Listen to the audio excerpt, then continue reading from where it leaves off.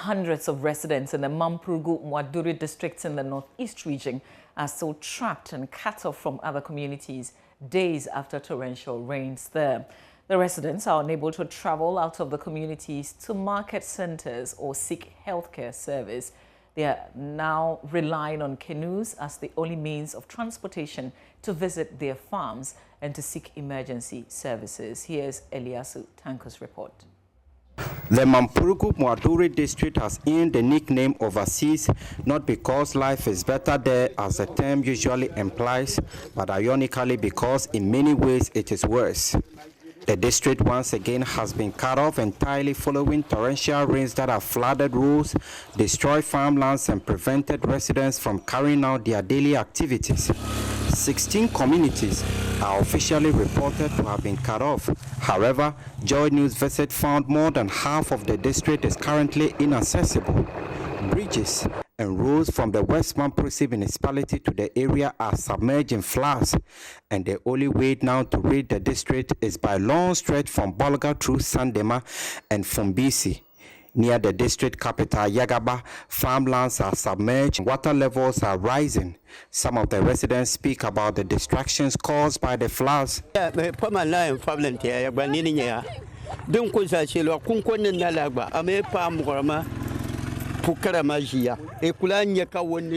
you can see, the distraction is overwhelming. Our farmlands have turned into rivers, so we are appealing for immediate assistance. There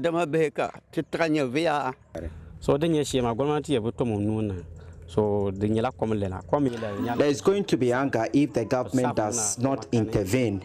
We need the government intervention as immediately as possible.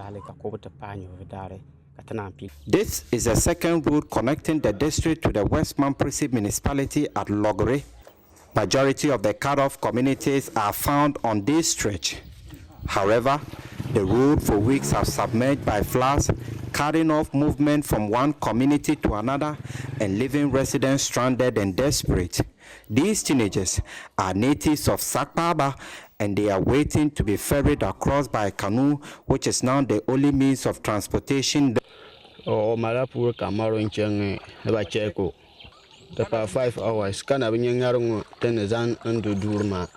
So she's my wife, she's pregnant, and we are returning from Logre. She went for a checkup at the hospital there, but we've been stranded here for 5 hours, unable to cross back to our community, so we need help.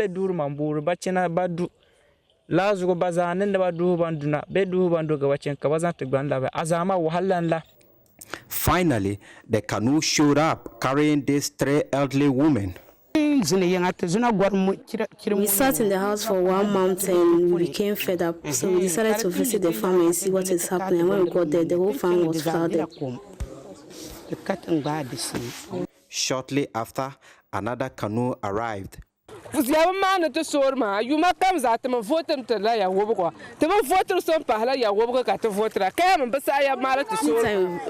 road, we always suffer before crossing the road, and it's because of the road we voted for MPP and no other party than MPP, so the government should do well and come and do the road for us.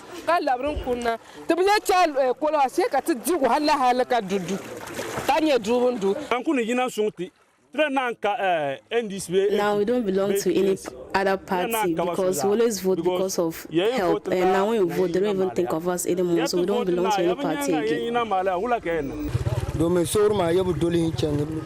road, the bridges, the covers should all be fixed, else no vote next year. The residents are therefore calling on the National Disaster Management Organization to dispatch personnel of the Marine Police and the 48th Engineers Regiment to help them resume socio-economic activities. Eliasu Tanko reporting.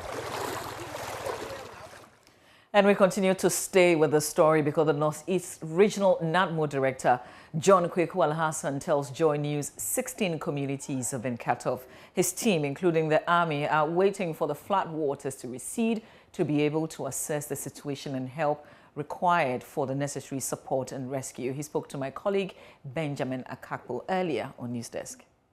We are monitoring the situation. It isn't that we are leaving the people to their fate. We are monitoring the situation as and when the need arises that we should go and then evacuate 16 communities that are cut off. And it has to do with their road network. It's not the communities themselves.